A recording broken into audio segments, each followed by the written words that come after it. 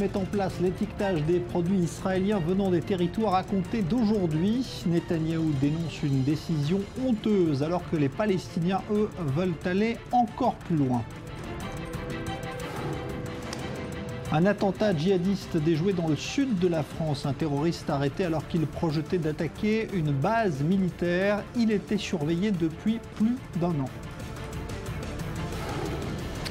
Le président égyptien Sisi en visite à Sharm el-Sheikh après le crash de l'avion russe. Il promet une enquête transparente alors que la plupart des touristes ont désormais déserté cette destination.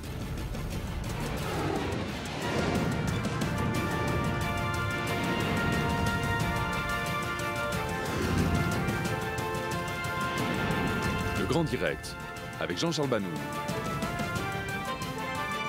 Bonsoir. L'Union européenne a donc officiellement adopté aujourd'hui l'entrée en vigueur de l'étiquetage des produits israéliens provenant des territoires. C'est une décision technique mais pas politique, explique l'UE, alors qu'Israël s'indigne et que les Palestiniens, eux, aimeraient purement et simplement aller vers un boycott de ces produits. Julia Ganancia. La menace planait depuis longtemps. C'est désormais chose faite. La Commission européenne vient de donner son feu vert pour mettre en œuvre l'étiquetage obligatoire des marchandises en provenance des implantations israéliennes. Jérusalem-Est, Cisjordanie et Plateau du Golan compris, des territoires sous contrôle israélien depuis 1967. L'Union européenne assure qu'il s'agit avant tout d'une mesure technique visant à informer les consommateurs européens et non d'une décision politique. Settlements are illegal concerning international law. En ce qui concerne la loi internationale, les implantations sont illégales. Mais si des produits sont achetés quelque part dans le monde et qu'ils sont vendus comme produits israéliens, alors qu'ils n'ont pas été fabriqués ou produits sur le territoire israélien, la moindre des choses à faire est de le signaler sur les produits.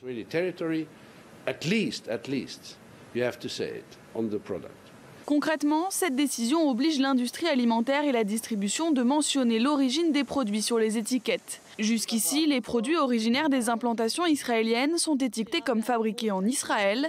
Les produits concernés représentent moins de 1% du total des échanges commerciaux entre l'Union européenne et l'État hébreu, soit 154 millions d'euros en 2014. Sans attendre, Israël a condamné l'annonce de la Commission européenne. Beaucoup parlent d'une discrimination inacceptable. Il faut savoir que dans le monde entier, il y a au-delà de 200 conflits territoriaux. Et le seul conflit par rapport auquel une telle mesure a été adoptée est le conflit israélo-palestinien. C'est la raison pour laquelle nous estimons qu'il s'agit d'un acte de discrimination qui n'a absolument rien à voir avec l'information qui est donnée aux consommateurs européens. Plus que l'impact sur la balance commerciale, le gouvernement de Benyamin Netanyahou craint que la mesure encourage le mouvement international de boycott d'Israël, BDS. Alors, cette mesure fait évidemment l'objet de tensions diplomatiques ce soir entre l'Europe et Jérusalem. On est en ligne justement avec Sami Revel qui dirige le département européen au ministère des Affaires étrangères israélien. Bonsoir. Bonsoir. Il y a ce soir des mesures de rétorsion, on va dire comme ça, envisagées par Israël ? Oui, cette mesure a certainement des effets déjà sur les relations entre Israël et l'Union européenne. Car l'ambassadeur de l'Union européenne, de la Commission européenne, a été appelé ce soir au ministère pour faire passer un message fort de condamnation de cette décision de la Commission européenne. Et en même temps, une décision déjà a été prise de suspendre le dialogue politique entre Israël et l'Union européenne et aussi suspendre un autre dialogue sur les organisations internationales. Ça pourrait aussi engendrer d'autres conséquences pour les relations entre Israël et l'Union européenne, car on condamne fortement ces décisions qui a une couleur politique de boycott. Et déjà, même ce soir, des organisations de boycott ont félicité l'Union européenne pour ces décisions. Alors, vous vous y attendiez parce que ça fait plusieurs mois qu'on en parle. Est-ce que Israël s'est préparé aux conséquences justement de cette mesure ? Oui, on a œuvré à Bruxelles auprès des institutions européennes pour essayer d'arrêter. On a toujours espéré jusqu'au dernier moment qu'il y aurait un changement de cap de la part de la Commission européenne. Malheureusement, ce n'était pas le cas. En même temps, on a préparé tout ce qui devait être fait. On regrette la décision européenne. Comme j'ai dit, elle va avoir des conséquences sur aussi le rôle que l'Union européenne pourrait jouer dans le processus de paix, car ça va malheureusement renforcer le refus palestinien. Ça va renforcer aussi l'image que beaucoup d'Israéliens de droite ou de gauche ont de l'Union européenne comme une organisation qui est déséquilibrée et biaisée contre l'État d'Israël. Et spécialement dans ces jours-ci, quand des citoyens israéliens sont menacés par des attaques terroristes qui sont suscitées par une forte incitation de la part de l'autorité palestinienne. Merci Samir Revel. Je rappelle donc que vous dirigez le département européen au ministère des Affaires étrangères israélien. Vous parliez à l'instant de cette convocation donc auprès de l'ambassadeur de l'UE en Israël, convocation au ministère des Affaires étrangères ce soir. On va écouter justement comment cet ambassadeur a expliqué aujourd'hui à Jérusalem cette mesure d'étiquetage. Il est interrogé par Maël Benoliel. L'objectif de cette mesure est de permettre aux consommateurs européens de connaître l'origine du produit qu'ils consomment ou qu'ils s'apprêtent à acheter en magasin.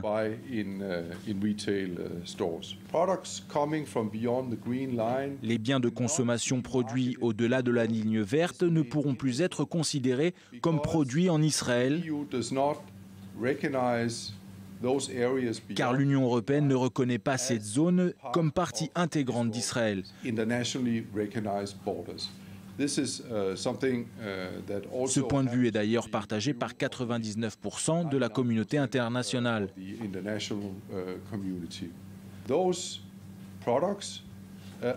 Malgré cela, ces produits sont évidemment toujours les bienvenus sur le marché européen. Ils devront juste avoir l'appellation d'origine appropriée. Une appellation d'ailleurs que chaque pays membre devra décider pour lui-même.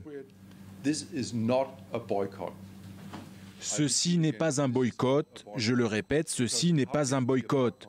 Comment pourrait-il s'agir d'un boycott si les produits sont encore autorisés à entrer sur le marché, comme cela a d'ailleurs été toujours le cas jusqu'à maintenant? Dernier point important, l'Union européenne a toujours été contre les sanctions, contre le boycott et contre l'isolement d'Israël. Et à cet effet, cette mesure que nous prenons et qui est basée sur une législation déjà existante n'a absolument rien à voir avec cela.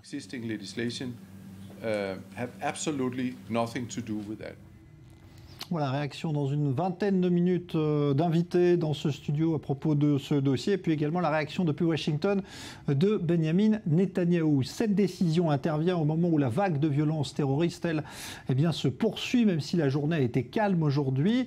On se souvient notamment hier de cette attaque au couteau menée par 2 adolescents, dont un qui n'a même pas 12 ans.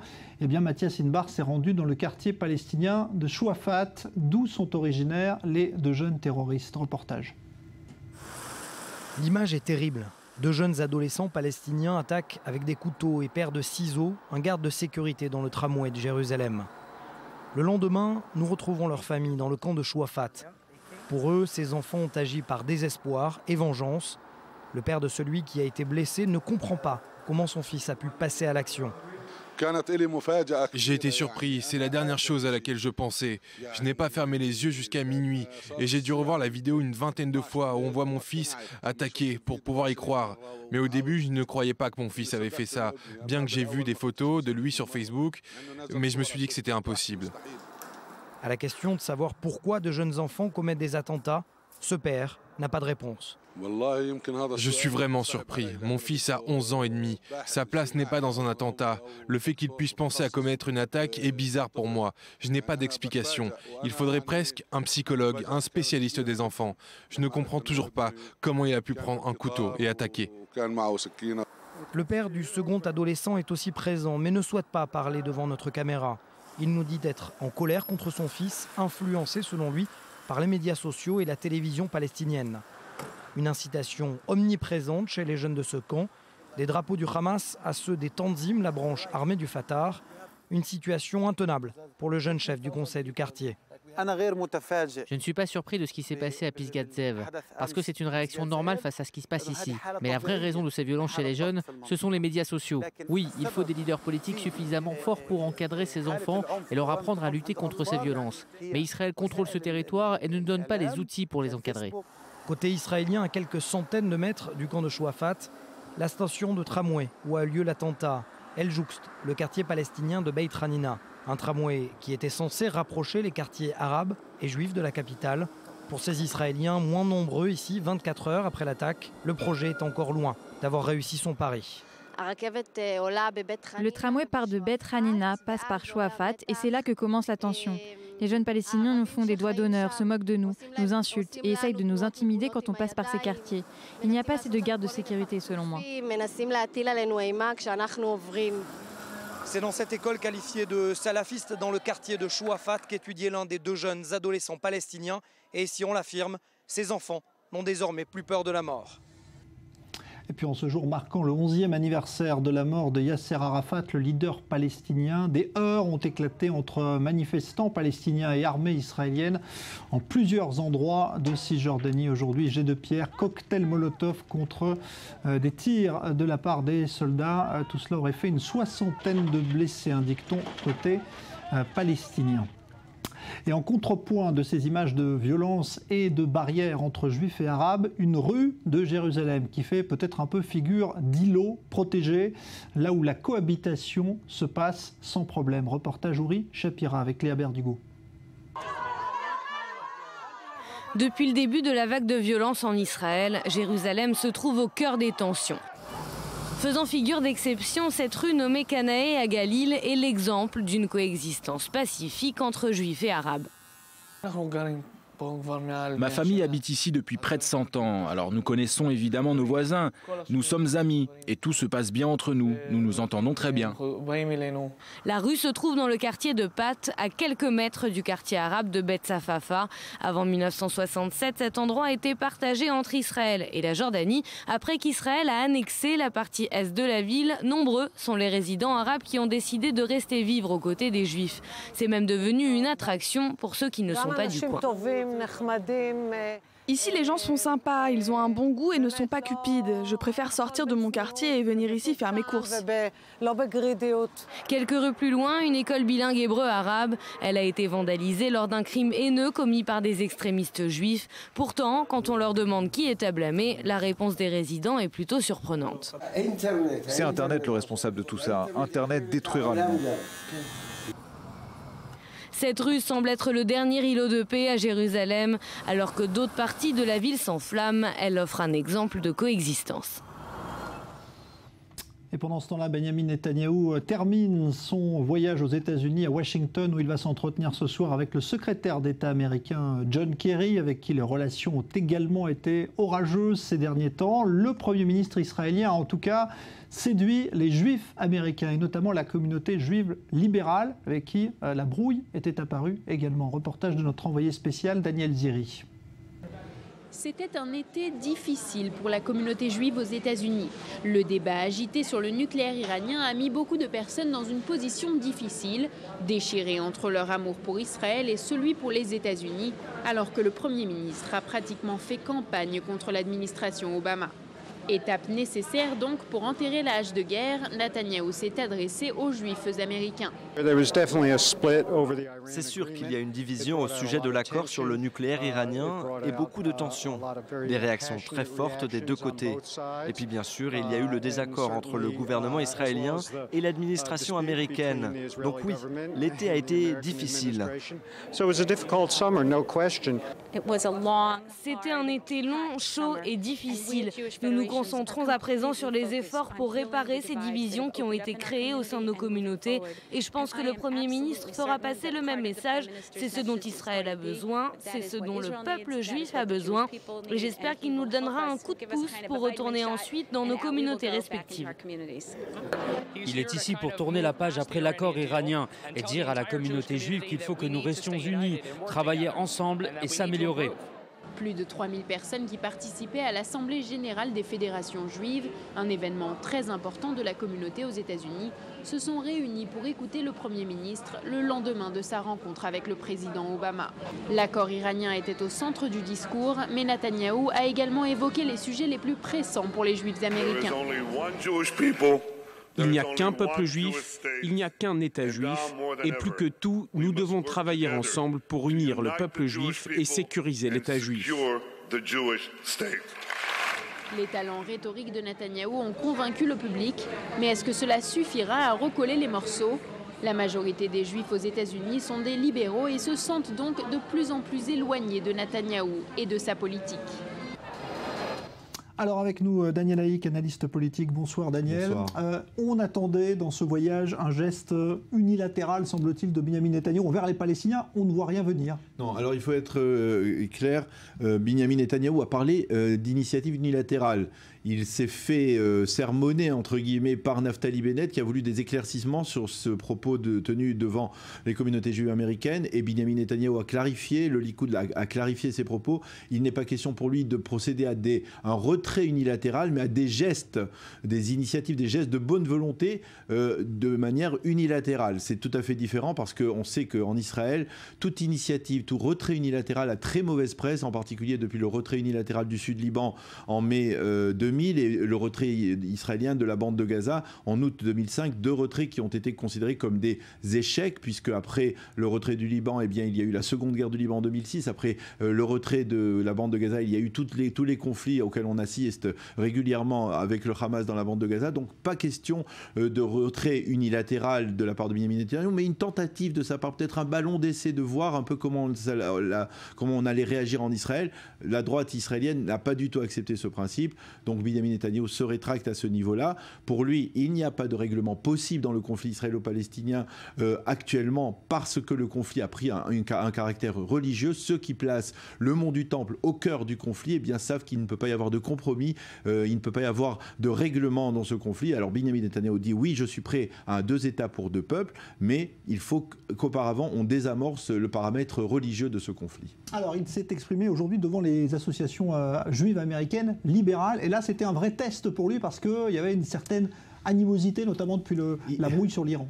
Oui, par rapport au dossier iranien, il faut savoir que l'initiative de Benyamin Netanyahou de se présenter devant le Congrès en mars dernier pour essayer de défendre le dossier, sa position contre un accord avec les Iraniens, eh bien, tout cela a provoqué une véritable crise au sein de la communauté juive américaine qui s'est retrouvée déchirée, partagée entre sa volonté de soutenir l'État d'Israël, de soutenir éventuellement Benyamin Netanyahou, mais et puis son désir de rester loyal envers le président américain, la Maison-Blanche. Et donc, finalement, Benyamin Netanyahou se devait, lors de cette visite aux États-Unis, de faire un geste unificateur, un geste qui pourrait rassembler, réunifier cette communauté qui était divisée. Et ce geste, eh bien, il l'a fait en affirmant qu'il allait renforcer en Israël les mouvements réformistes et conservatifs qui sont très représentatifs, très forts, très puissants aux États-Unis, qui représentent la majorité de la communauté aux États-Unis, mais qui sont minoritaires en Israël. Il va le faire non pas à travers le gouvernement, mais à travers une organisation, on va dire, paragouvernementale comme l'Agence juive.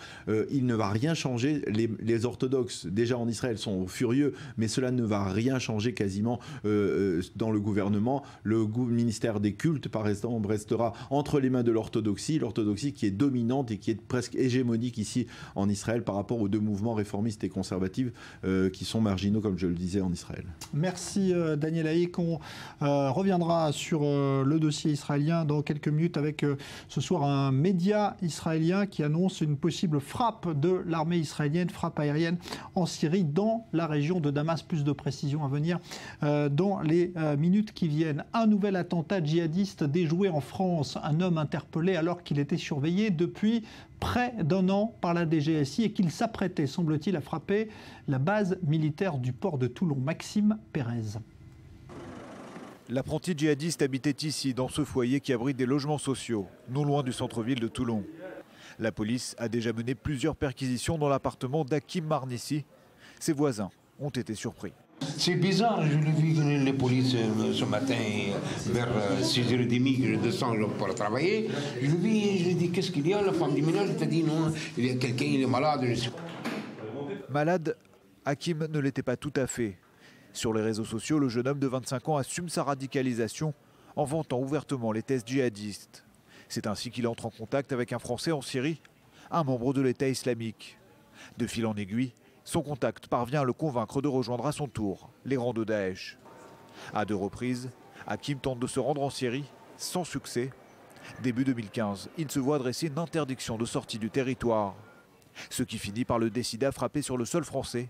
Sa cible, la base navale de Toulon. Il a l'intention de s'y introduire pour tuer des militaires avant de mourir en martyr. Il faisait l'objet d'une surveillance extrêmement étroite de la part des services qui sont sous ma responsabilité, notamment de la Direction générale de la sécurité intérieure. Et ce suivi très attentif a permis de le mettre hors d'état de nuire. Surveillé à son insu, le suspect poursuit ses activités. Fin octobre, il reçoit un colis en provenance de Chine. À l'intérieur, un couteau de combat et deux cagoules. La DGSI estime alors que le danger est imminent et l'interpelle. En détention, le candidat au djihad a admis le projet d'attentat, mais il n'aurait pas eu le temps d'élaborer un plan d'attaque précis. Il a été déféré au parquet antiterroriste de Paris le 2 novembre et mis en examen par un juge antiterroriste pour association de malfaiteurs en relation avec une entreprise terroriste. Ces derniers mois, ce sont près de 200 dossiers judiciaires qui ont été ouverts sur la base des investigations conduites par les services du ministère de l'Intérieur. Au total, 300 personnes ont été interpellées et près de 150 incarcérées. 10 mois après les attentats de Paris, les autorités françaises maintiennent leur effort en matière de lutte antiterroriste. Alors une affaire évidemment prise très au sérieux et les précisions tout de suite justement avec notre correspondant à Paris, Olivier Lerner. Bonsoir Olivier. On en sait un peu plus ce soir sur le profil de ce jeune homme qui a été arrêté donc le 29 octobre. Oui, Hakim a 25 ans. Alors ici, à Paris, on l'appelle par son prénom parce que son nom n'a pas été communiqué à la presse. Donc il habite Toulon et il a donc été repéré il y a juste un an par la Direction générale de la sécurité intérieure pour son intense activité sur le web. Il postait régulièrement sur Facebook des messages de soutien aux combattants de Daesh. Il correspondait étroitement, régulièrement, jour après jour, avec un djihadiste français parti en Syrie, lui aussi originaire de Toulon. Alors tout ça laisse des traces aujourd'hui sur le web, et les policiers formés à l'Internet voient tout, entendent tout, et puis sont toujours en éveil, on peut le dire aujourd'hui, 24 heures sur 24. Qu'est-ce qu'il avait en tête, Hakim ? Eh bien, tout simplement, l'idée de partir en Syrie pour rejoindre Daesh, mais pour lui sortir du territoire français, s'est révélé mission impossible. À défaut de pouvoir quitter la France, il décide de frapper la France. Son obsession, on peut dire ça comme ça, attaquer des militaires. Et il faut dire qu'il n'a pas longtemps hésité sur sa cible, puisqu'il habitait tout proche de l'arsenal de Toulon. Ce n'est pas un secret. Toulon, c'est la base, entre autres, du porte-avions Charles de Gaulle. Et 12 000 personnes travaillent dans cette ville, dans la ville, qu'est le port militaire de Toulon, Jean-Charles. Alors, son arrestation, c'est un peu le fait du hasard, Ah oui, vraiment. Alors, c'est incroyable, mais ça s'est passé comme ça. Lorsque 2 colis arrivent à son nom dans le foyer où il habite, eh bien, 2 cagoules noires et un couteau de combat sont visibles.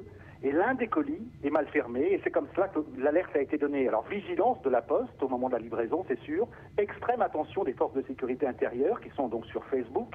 Et voilà, avec le concours de la chance et du hasard, ce qui a permis l'arrestation de ce potentiel terroriste qui était vraiment déterminé à passer à l'action, Jean-Charles. Et la France qui reste toujours placée en vigilance maximale, on l'a vu encore ce matin pour les cérémonies du 11 novembre sur les Champs-Élysées. Oui, menace d'attentat, elle pèse, on peut le dire, sur la France. Le ministre de l'Intérieur, on l'a vu, Bernard Cazeneuve, a répondu tout simplement par des chiffres qu'il a donnés ce matin au pied de l'Arc de Triomphe. Près de 200 dossiers judiciaires ouverts, 300 personnes interpellées, 150 incarcérées. Voilà, dernière information, Jean-Charles, j'étais moi-même ce matin sur les Champs-Élysées pour la cérémonie du 11 novembre. Je n'ai jamais vu autant de forces de police et de gendarmerie autour de la place de l'Étoile et dispatchées ensuite jusqu'au bout, jusqu'à la place de la Concorde. Et finalement, relativement peu de monde pour un 11 novembre. Les Parisiens, on peut le dire, n'étaient pas au rendez-vous. Alors, crainte d'une alerte attentat ou célébration d'une fin de guerre mondiale de 14-18 qui appartient au passé, mélange des deux, peut-être. Merci Olivier Lerner, donc correspondant I24 News en direct de Paris le 11 novembre justement. C'est évidemment la tradition du recueillement du chef de l'État devant la tombe du soldat inconnu, mais c'était aussi ce matin un rendez-vous politique puisque Nicolas Sarkozy avait répondu à l'invitation de François Hollande. Léa Berdugo. L'image est traditionnelle. François Hollande, chef des armées, se recueille devant la tombe du soldat inconnu. Il dépose une gerbe avant d'en raviver la flamme. C'est dans une atmosphère solennelle que le président de la République a écouté les noms de 4 militaires français tués cette année lors d'opérations extérieures. L'occasion pour le chef de l'État d'évoquer la situation des réfugiés. Alors nous devons aussi prendre des décisions sur les réfugiés qui doivent être conformes à nos valeurs, les valeurs pour lesquelles ces soldats sont morts, pour les valeurs aussi qui étaient celles de la France dans la Grande Guerre. Et nous devons en même temps faire que ces réfugiés puissent être au plus près des lieux où ils vivaient et éviter qu'ils ne viennent ici trop nombreux sans que l'on puisse les accueillir dignement. La cérémonie a ensuite été rythmée par la Marseillaise, entonnée par le chœur de l'armée française.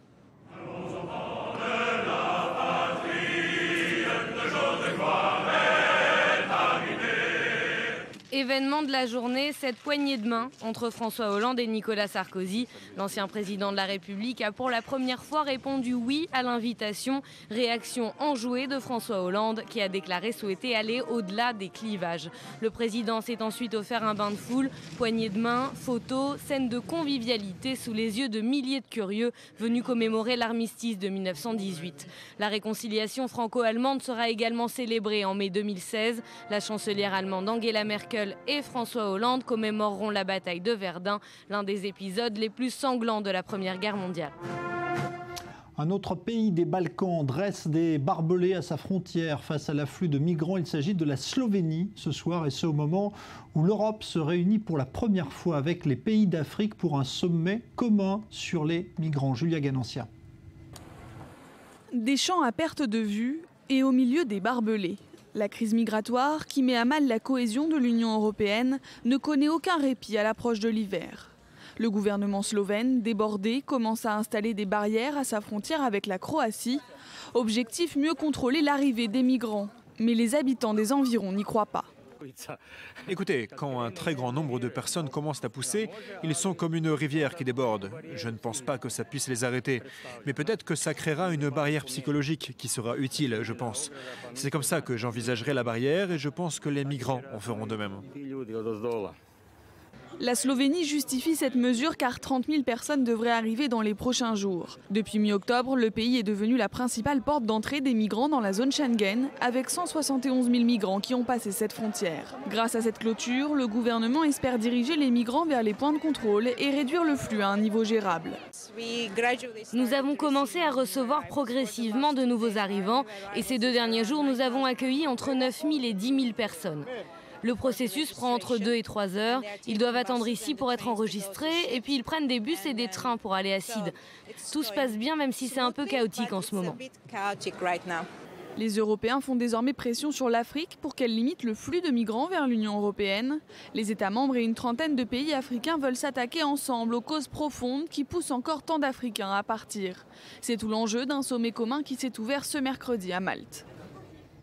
Et justement, l'arrivée de réfugiés suscite aussi cette réaction nationaliste en Pologne aujourd'hui. Des dizaines de milliers de personnes dans les rues de Varsovie à l'occasion de la fête nationale de l'indépendance pour dire non aux réfugiés, non à l'islamisation et non à l'Union européenne. On va se retrouver dans un instant pour la suite du journal. À tout de suite.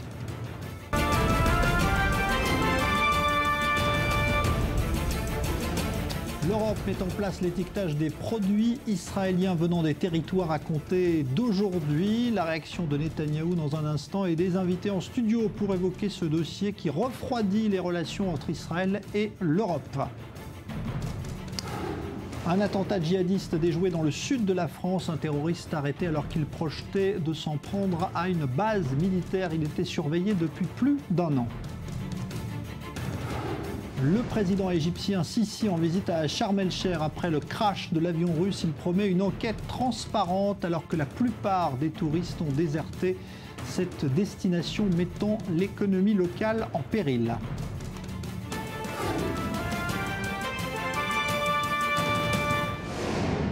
Et retour donc sur cette information divulguée il y a quelques minutes, notamment par des médias israéliens, une frappe de l'armée israélienne qui aurait visé la région de Damas en Syrie.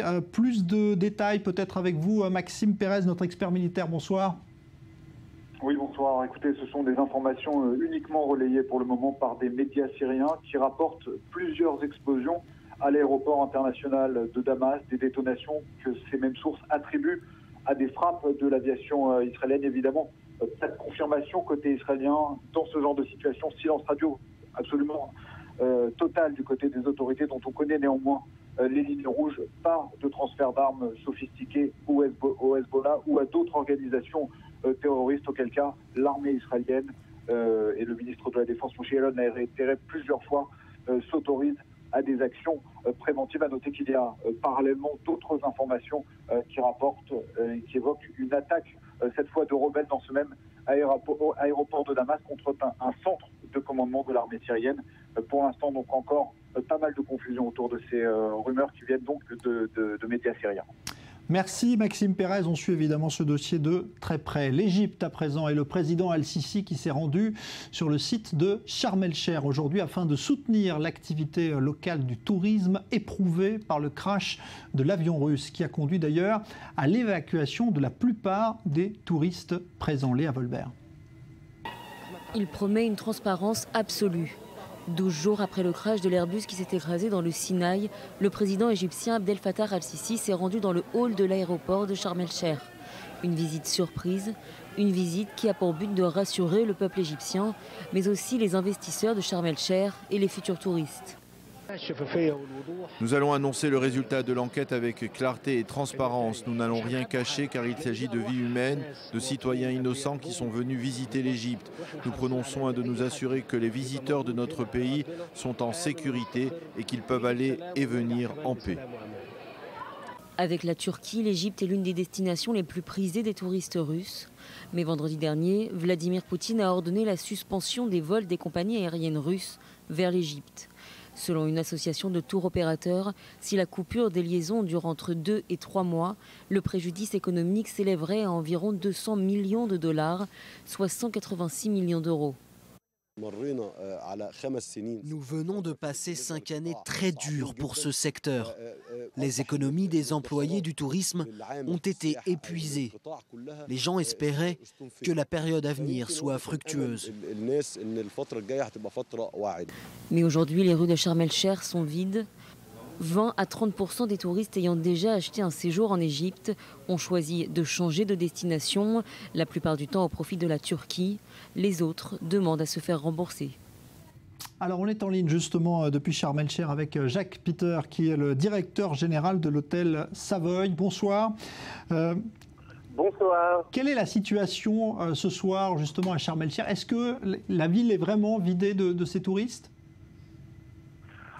Alors pour l'instant, l'hôtel est toujours encore à 50% plein, mais nous pensons que la semaine prochaine, le retour des clients anglais et russes sera terminé. Donc vraiment là, nous chuterons dans les 20 à 25% effectivement.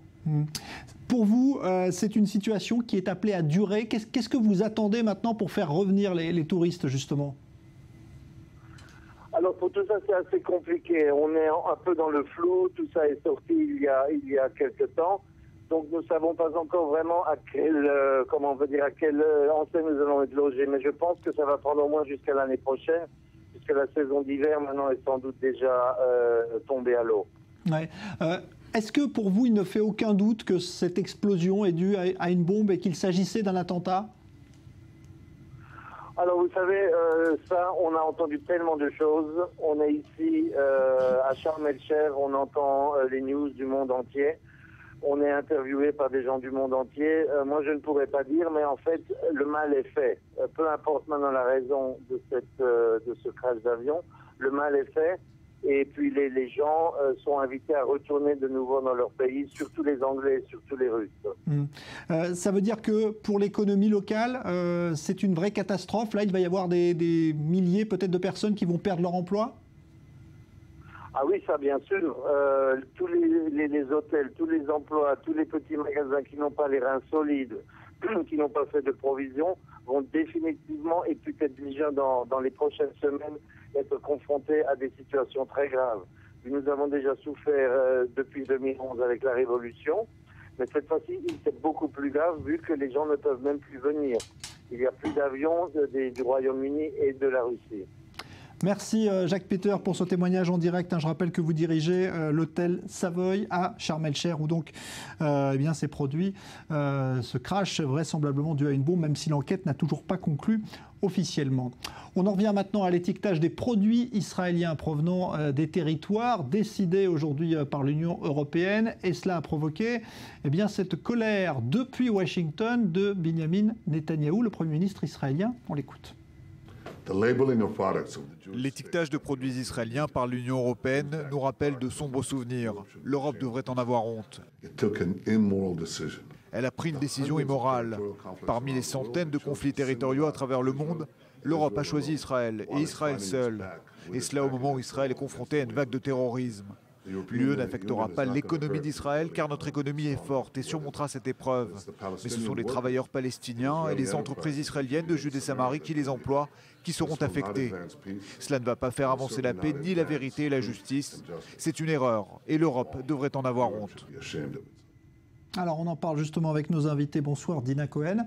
Vous êtes la porte-parole du Conseil régional de Samarie, qui est donc l'une des régions visées par cet étiquetage. Et Nitzan Horowitz qui est là, bonsoir. Vous êtes journaliste et ancien député Meretz. D'abord, on s'y attendait, ça fait des mois qu'on parle de cette mesure. Est-ce que ça change vraiment quelque chose ce soir, le fait qu'elle entre en vigueur, ou est-ce qu'on y est préparé? On y est un petit peu préparé vu que c'est un sujet qui est souvent... qui est souvent sur les gros titres en Israël. Cependant, c'est une décision et un appel désastreux sur un plan de vue politique et médiatique principalement, moins économique, je pense. Ça change quelque chose ou pas concrètement ce soir? Tout le monde savait que ça va arriver depuis des années. Le gouvernement savait et il n'a rien fait. Et à mon avis, c'est un résultat direct de la manque de processus de paix. S'il n'y a pas de négociation, s'il n'y a pas une alternative, alors là, il y a des démarches comme celle-là. Et voilà. Et donc, si on veut éviter ce genre de démarches, il faut renouveler les négociations, il faut arriver à une solution diplomatique, politique, et voilà, on évite toutes sortes de mesures, de sanctions, de boycott, etc. Est-ce que pour vous, c'est du boycott que cette mesure? Parce que l'Europe dit que ce n'est surtout pas un boycott. C'est un boycott. Les gens en Europe, que ce soit en France, à Bruxelles ou bien en Italie, ils voient ça comme une mesure contre Israël et pas forcément contre une mesure contre la Judée-Samarie. Pour eux, c'est un acte anti-israélien et je pense que c'est ça le point principal de cette mesure. C'est un boycott à mes yeux et c'est quelque chose qui est très grave. Comme l'a dit le Premier ministre, ça rappelle des jours sombres, des périodes sombres et je pense que c'est une chose qui n'aurait pas dû se faire. Vous pensez que c'est un boycott, Nitzan Horowitz? Non, pas du tout, parce que l'importation de produits de la Cisjordanie continue en Europe. Tout simplement, il y a un étiquetage pour séparer ces produits des produits israéliens. C'est-à-dire il y a un accord très élaboré entre l'Union européenne et l'État d'Israël. Mais l'État d'Israël, ça ne veut pas dire les implantations, les colonies. Ça ne fait pas partie de l'État d'Israël. Même Israël n'a pas osé d'annexer les territoires occupés. Donc ça reste des territoires occupés. Et pour cela, il y a une très grande différence entre les statuts de produits israéliens et les produits des territoires occupés. Et voilà. Mais encore une fois, si on veut éviter ce genre de démarche qui est regrettable, il faut proposer une solution, c'est-à-dire il faut renouveler les négociations. S'il y a un processus diplomatique entre nous et les Palestiniens, je vous assure qu'il n'y aurait aucune démarche de cette sorte. Tout d'abord, je ne suis pas d'accord sur une partie des choses que vous avez dites concernant le statut de la Judée-Samarie. Vous savez très bien que Ramat Golan et Jérusalem également sont considérés de la même manière par les Européens et par l'Union européenne. Et ils ne voient aucune différence. C'est-à-dire la distinction que vous faites entre la Judée-Samarie et Tel Aviv n'est pas du tout vue de la même manière par les Européens eux-mêmes. Il ne faut pas se voiler les yeux. Ils ne voient aucune différence entre Tel Aviv, entre Ramat Golan et entre la Judée-Samarie. Il n'y a, sur le point de vue, sur le terrain, il n'y a aucune différence. Mais ce que je voudrais vraiment dire, c'est qu'il y a un gros problème au niveau de l'impact de ce genre de boycott et d'étiquetage. Premièrement, cela touche directement les Palestiniens. Ce qu'il faut comprendre, c'est que dans les zones industrielles de Judée-Samarie, comme par exemple Barkhane, qui se trouve en Samarie, la moitié des employés sont palestiniens, des Palestiniens qui travaillent côte à côte avec des Juifs, des Israéliens, et ce genre d'initiative risque de les toucher directement et de toucher directement leurs salaires, alors qu'ils sont des salaires qui sont israéliens et des droits sociaux et des vacances payées et toutes sortes de droits qui n'ont pas sous l'autorité palestinienne. Et les premières victimes de ce genre d'initiative, ce sont les Palestiniens. Donc je ne comprends pas comment ce genre de choses et ce genre de décisions aident et apportent la paix ou soutiennent toutes sortes de mesures pour les Palestiniens. Les premiers touchés, ce sont les Palestiniens eux-mêmes. J'ai rencontré de nombreuses personnes palestiniennes donc, qui travaillent dans ce genre de zone industrielle qui nous bénissent pour le travail qu'ils ont, pour la stabilité qu'ils ont réussi à avoir. Et à mes yeux, c'est une certaine coexistence, peut-être la seule, entre Palestiniens et Israéliens qu'il y a en Israël. Ce n'est pas en vivant à Tel Aviv ou à Rishon LeZion que vous allez pouvoir travailler côte à côte avec des Palestiniens dans les mêmes usines et avec les mêmes qualités. Les mêmes emplois et les mêmes salaires. Parler des implantations sur le sens, sur le titre de coexistence entre juifs et palestiniens, ça c'est ridicule même. Et les implantations, ça fait partie de l'occupation. J'ai bien écouté hier, par exemple, le Premier ministre qui a parlé à Washington de son engagement pour un État palestinien, pour la solution de 2 États. C'est lui qui a parlé, Netanyahou, pas moi. Alors cet État palestinien se trouve où? Sur la Lune, en Australie, en terre antarctique? Ça se trouve en Cisjordanie et la bande de Gaza. Alors si on continue avec les implantations, avec les colonies, il n'y aura pas un État palestinien, il n'y aura pas la solution de 2 États. Donc voilà, donc cette décision européenne prend le chemin de l'idée de 2 États. Si on veut créer vraiment une situation de 2 États, Israël à côté de l'État palestinien, alors il faut permettre aux Palestiniens d'avoir la souveraineté chez eux. Et ça ne va pas avec des implantations partout. Donc voilà, il faut voir ça dans les yeux diplomatiques, politiques, pour faciliter l'idée de 2 États. Et c'est, encore une fois, c'est le Premier ministre Benjamin Netanyahou qui a parlé de ça hier à Washington. Et voilà, donc si on veut créer un État palestinien dans le futur, voilà, il faut arrêter les implantations, il faut éviter toutes sortes d'amalgames qui se déroule dans les territoires occupés. Excusez-moi, vous parlez d'amalgame. Tout d'abord, il faut regarder le terrain, ce qui se passe sur le terrain, la vie entre Palestiniens et Israéliens. Vous parlez d'occupation, il n'y a pas d'occupation aujourd'hui en Judée-Samarie. Tout à fait. Aujourd'hui, les Palestiniens ont une entité palestinienne, peut-être pas un État au sens propre du terme, mais oui, il y a une entité palestinienne avec une police. Il y a même des ministres palestiniens, un gouvernement. Oui, sûr, ils gèrent leurs problèmes municipaux seuls. Israël ne dirige en aucun cas la vie des Palestiniens au jour le jour. On parle de sécurité. On parle de sécurité, point à la ligne. La sécurité des Israéliens, des Juifs de Judée-Samarie, qui malheureusement se font tirer à bout portant devant les yeux de leurs enfants. D'accord ? C'est la sécurité. C'est le seul domaine sur lequel Israël n'est pas prêt à prendre aucun risque. Aucun risque sur la sécurité, que ce soit à Jérusalem ou dans les territoires. Nous sommes tous contre le terrorisme. Nous sommes tous contre la violence. Mais il y a une réalité où il y a des colons qui vont dans les territoires occupés pour s'installer là-bas. Et ça augmente les conflits. À la place d'apaiser le conflit, à la place de résoudre le conflit, colonies, les implantations, juste augmente le conflit. Je ne comprends pas. La plupart des attentats ont lieu à Jérusalem, ou même à Tel Aviv, ou même à Rishon LeZion ou à Bat Yam. Je ne comprends pas comment ce conflit-là se passe en Israël, dans les territoires israéliens, et pas dans les implantations. Il faut demander qu'est-ce qu'on fait. C'est pas une question qu'est-ce qu'on fait. D'où vient le conflit? Est-ce que c'est une haine du juif ou est-ce que c'est une haine des implantations qui se trouvent où? À Tel Aviv? Je vous pose la question. Qu'est-ce que vous proposez, vous, en tant de colonne, de résoudre le conflit avec les Palestiniens? Qu'est-ce que vous proposez? Si vous me donnez une proposition, je vais vous dire une chose. Je suis tout à fait prêt d'écouter. Je ne suis pas là pour donner des propositions. Vous êtes là, vous occupez le terrain, et après, vous plaignez parce qu'il y a toutes sortes de démarches contre vous. Je n'occupe aucun terrain. Tout d'abord, je n'ai pas été envoyé par un groupe. Par l'État. Non, par l'État d'Israël. Tout à fait, je suis d'accord. Nous avons des infrastructures israéliennes, les routes sont israéliennes et servent, il faut dire quand même, les Palestiniens et les Israéliens. Il y a une vie en Judée-Samarie et ce ne sont pas des colons qui ont été éjectés sur des territoires qui ne sont pas à eux et qui les ont volés. D'accord ? Il faut mettre ça de côté. Sinon, une grande partie de Jérusalem, je ne sais pas si vous allez sur le plateau du Golan, mais le plateau du Golan, aujourd'hui, la plupart des Israéliens s'y trouvent et ce n'est pas un terrain qui est problématique aujourd'hui, peut-être uniquement aux yeux des Européens, mais aujourd'hui, Israël est dans ces endroits-là. Il n'y a aucune différence. Pour les gens, pour les Européens également, Israël, la Judée-Samarie, ils ne voient pas la différence. Et les Palestiniens également, ils ne voient aucune différence entre un colon, comme vous les appelez, sur la route qui amène à Itamar pour les tuer, ou bien à Jérusalem, c'est la même chose pour eux. Dans les frontières reconnues, est accepté par tous les pays du monde, sauf l'occupation et les territoires occupés. Ça n'a pas été reconnu même par un seul État dans le monde. Ça fait 45 ans d'occupation, quoi. Depuis 1967, ça n'a pas été reconnu par un seul État.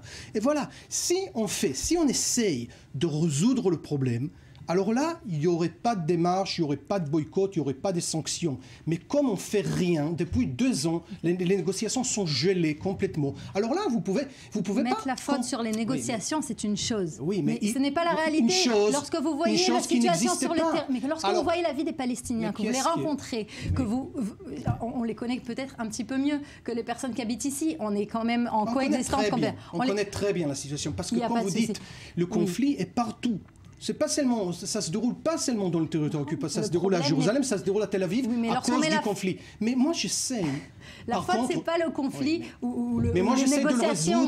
Mais c'est pas les négociations qui vont apporter une solution. La vie sur le terrain est plus forte, l'économie palestinienne, israélienne est plus forte que toutes les paroles politiques qui sont dites là-dessus. Heureusement, il faut dire heureusement que l'économie israélienne est plus forte de ce qui se passe dans le territoire occupé, et c'est pour cela qu'on réussit sur le plan international. Les territoires occupés aussi sont forts. Vous savez, on a une liste d'attente pour la zone industrielle de Barkhane, plus d'une quinzaine d'entreprises qui sont sur liste d'attente pour pouvoir rentrer et travailler. Il n'y a aucune différence. Vous pensez qu'il faudra un jour se retirer? Parce que Netanyahou a dit le contraire aujourd'hui. Il a dit on ne se retirera pas de ces implantations. La majorité des colons, la majorité des Israéliens qui habitent dans le territoire occupé habitent dans les agglomérations de colonies. Alors là, ils vont rester. Mais toutes sortes de colonies isolées seront évacuées finalement. Pas tout de suite, pas le lendemain, il faut avoir un processus, il faut avoir une négociation. Mais ça, c'est le principe que tout le monde comprend. C'est pour ça qu'il y a un mur, par exemple, il y a une frontière. Éventuellement. C'est irréel. Il faut être quand même. Alors qu'est-ce qui est réel? D'annexer 4 millions de Palestiniens, d'avoir un pays qui ni juif ni arabe. Il y a une entité palestinienne de laisser tomber la démocratie israélienne. Qu'est-ce qui est réel? On ne peut pas évacuer les implantations. Il faut être un petit peu. L'idée sioniste, c'est d'avoir ici un État juif et démocratique. Si on annexe des millions de Palestiniens, on n'aurait ni la démocratie ni un État juif. Voilà, il faut comprendre cela. C'est pas contre vous qu'on fait ça, c'est pour nous, pour garder notre identité juive et démocratique comme un État et souverain qui s'appelle l'État d'Israël. Voilà. On ne voit pas les solutions de la même manière, ce que je peux comprendre. Mais je pense qu'il faut quand même comprendre qu'aujourd'hui, dans les territoires palestiniens, même lorsque vous parlez des implantations, d'une certaine partie des implantations, c'est des centaines de milliers de juifs, même selon les plus petits plans qui ont été proposés d'évacuation. Lorsque la bande de Gaza a été évacuée, on parlait d'une dizaine de milliers de personnes qui habitaient le Gush Katif, et vous vous souvenez de ce que ça a fait au peuple d'Israël. Aujourd'hui, si on veut... Ça a été quand même ça a été assez difficile. La plupart n'ont pas fait un accord. Je ne parle pas au niveau de ça, je parle au niveau statique. Je parle au niveau logistique. Pouvoir évacuer des centaines de milliers de colons, d'habitants de Judée-Samarie, c'est quelque chose qui n'est pas possible aujourd'hui. C'est quoi la solution d'inonder la Cisjordanie avec plus de colons? Je ne sais pas ce qu'il y a la solution, mais celle-ci n'est pas possible. Même plus difficile de je vous invite en Samarie à venir nous voir. J'y vais souvent. Vous êtes invités, venez voir. Si vous connaissez la situation sur ça, vous pouvez comprendre que c'est une solution qui est impossible. C'est difficile, mais la situation est difficile. Notre problème dans ce pays est très difficile. Impossible, c'est pour ça qu'il faut comprendre comment est-ce qu'on peut vivre ensemble, c'est tout. Merci, merci à tous les deux. Dina Cohen, vous êtes porte-parole du Conseil régional de Samarie. Merci à Nitzan Horowitz, qui est journaliste et ancien député du Meretz. Le gouvernement israélien a l'intention d'autoriser très prochainement l'émigration vers Israël d'un nouveau groupe de juifs venus d'Inde. Il s'agit de cette tribu perdue dont les membres pratiquent la religion juive depuis des siècles, mais dont le statut est particulier au regard d'Israël. Julien Baloul. Un nouveau chapitre de l'histoire de l'immigration en Israël est sur le point de débuter. Le ministre de l'Intérieur, Sylvain Shalom, va demander une approbation spéciale au gouvernement pour poursuivre l'immigration d'un grand nombre de personnes venues de l'Inde du Nord et qui se revendiquent comme étant juives. Les membres de la communauté des Bnei Menaché ne sont pas tous reconnus comme juifs selon la loi du retour et leur immigration en Israël requiert donc une autorisation spéciale du gouvernement. Pendant longtemps, leur immigration avait été interdite, mais en 2005, le rabbinat israélien a confirmé leur lignée juive. Puis, en 2013, sous l'impulsion de Benjamin Netanyahou, une nouvelle politique a été mise en place, permettant ainsi l'arrivée de centaines de Bnei Menaché. Si la requête du ministre de l'Intérieur est approuvée, ce sont 712 Indiens qui devraient arriver dans les prochains jours et accomplir ainsi leur rêve de devenir israéliens. La dernière arrivée groupée de Bnei Menaché en Israël date de l'été dernier, lorsqu'environ 250 d'entre eux avaient foulé le sol de l'aéroport Ben Gurion. Mais à l'instar des vagues précédentes d'immigration, et en particulier celle d'Éthiopie, les Juifs d'Inde font face à de nombreuses difficultés.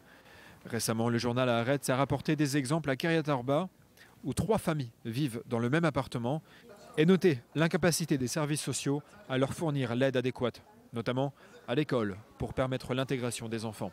Mais face à une couverture médiatique du sujet quasi inexistante, le public israélien est très peu familier de ces problématiques. Et comme à chaque vague d'Aliyah en provenance de pays peu représentés en Israël et dans lesquels les communautés juives sont méconnues, les arrivées de ces migrants émeuvent les Israéliens qui voient en eux une incarnation moderne des pionniers juifs du début du XXe siècle.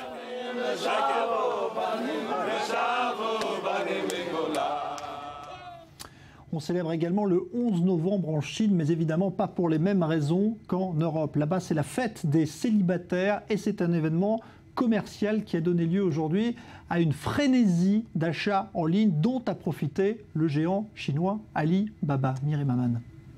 Tout est prêt, même l'invité d'honneur, le très convoité Daniel Craig, qui lance le compteur à minuit pile. Un compteur qui ne cesse de tourner. Il affiche le montant des ventes en temps réel sur Alibaba, l'équivalent chinois d'eBay. En 12 minutes, le site de vente en ligne engrange 10 milliards de yuan, soit 150 millions d'euros. En 12 heures, il atteint les 58 milliards de yuan, plus de 8 milliards d'euros. Un record. Oui, l'économie chinoise a été ralentie, mais le nombre d'acheteurs en ligne ne cesse d'augmenter rapidement. De plus, le nombre de produits proposés en ligne est également en augmentation chaque année. Donc, j'aurais été surpris s'il n'y avait pas eu de nouveaux records. Le 11 novembre a une signification toute particulière en Chine. Le double 11, le quadruple 1, symbole par excellence du célibat. Il serait plus de 200 millions en Chine. Le 11 novembre est donc consacré à tous les cœurs à prendre et surtout à leur portefeuille. Les célibataires ont un pouvoir d'achat important dans le pays et le géant du net Alibaba l'a bien compris. Dès 2009, il propose ce jour-là des milliers de produits à prix cassé, officiellement pour consoler les esseulés. Très vite, la fête des célibataires devient un véritable phénomène commercial. Ce jour-là, les célibataires préfèrent chercher sur Internet le produit de leur rêve plutôt que de se lancer à la recherche de l'âme sœur. Et voilà qui nous amène à l'actualité économique. Léa Berdugo, bonsoir. Bonsoir. Alors, on était dans la frénésie d'achat, la frénésie des chiffres à présent. Et d'abord, Apple qui annonce la création de 1000 emplois en Irlande dans son siège européen qui est situé à Cork. Il faut dire qu'il y a déjà 5000 personnes là-bas. Exactement. Alors, l'annonce a été faite alors que le PDG d'Apple était en déplacement en Irlande. Ce millier d'emplois sera créé avant la mi-2017. Une nouvelle qui a été très bien accueillie par les autorités. Pour l'un des membres du gouvernement, c'est une immense immense preuve de confiance envers la seconde ville d'Irlande. Le ministre du Travail et de l'Innovation a lui qualifié cet investissement de grande impulsion pour Cork et pour tout le pays. Conséquence, eh bien, les employés d'Apple à Cork représenteront maintenant un quart des effectifs européens. À noter que 300 autres emplois seront créés à Dublin, cette fois par le site américain Indeed, plateforme d'offres d'emploi. Alors, il faut savoir que de nombreuses entreprises ont leur siège européen en Irlande. C'est le cas de Google, Microsoft ou encore Facebook. Pourquoi ? Eh bien, en raison d'une fiscalité avantageuse, mais également d'une main-d'œuvre anglophone très qualifiée. Alors, il y a aussi une autre raison, c'est que là-bas, on boit beaucoup de bière. Et la bière, justement, Léa, eh bien, aujourd'hui, il y a cette transaction historique avec un chiffre incroyable, un mariage dans le secteur de la bière. Exactement. Il s'agit d'un achat à 112 milliards d'euros, l'une des plus imposantes acquisitions jamais réalisées. Deux géants de la bière ont conclu un accord. Il s'agit d'AB InBev qui a racheté SABMiller. Résultat, eh bien, des marques comme Peroni ou Stella Artois seront désormais réunies. Alors la transaction n'est pas encore formalisée, mais si elle est acceptée par les actionnaires des deux groupes et surtout validée par les autorités de régulation des pays concernés, eh bien, elle serait la troisième plus importante fusion-acquisition jamais enregistrée. L'ambition du groupe belgeo-brésilien AB InBev est de devenir un vrai brasseur mondial. Selon certains analystes, eh bien, le nouveau groupe produira désormais près de 30% de la bière à l'échelle mondiale. À L2, les entreprises brasseront 60 milliards de litres par an et ça équivaut à 3 fois plus que l'actuel numéro 3 du secteur Heineken. Merci beaucoup, vous avez failli ripper sur la fin. Merci Léa Berdugo. Un geste symbolique mais également très fort en vue d'une réconciliation dans l'ex-Yougoslavie. C'était aujourd'hui. Le Premier ministre serbe s'est rendu sur le site du mémorial des victimes musulmanes de Srebrenica, massacrées par les miliciens serbes. C'était en 1995. Et le Premier ministre a également annoncé un soutien financier de plus de 5 millions de dollars à cette commune de Bosnie meurtrie donc par plus de 8000 victimes massacrées en l'espace de quelques jours. Dans un instant, un nouveau journal présenté par David Klezeski. Nous, on va se retrouver dans une dizaine de minutes pour évoquer le 11 novembre 1918 vu d'ici, c'est-à-dire à l'époque de la Palestine mandataire avec la fameuse brigade juive qui combattait au sein de l'armée britannique durant la Première Guerre mondiale. Et puis on parlera également des toutes dernières innovations de voitures fonctionnant avec des carburants alternatifs. C'était aujourd'hui à Tel Aviv avec des prototypes assez étonnants. À tout à l'heure.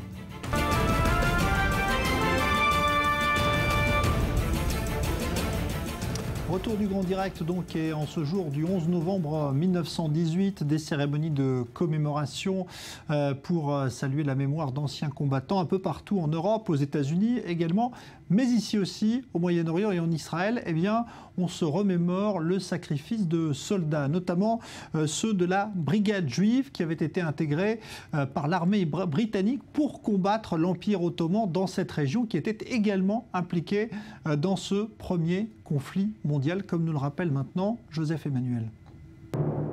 Il y a 100 ans, le monde est en pleine guerre mondiale, une période qui fascine toujours, amateurs comme historiens.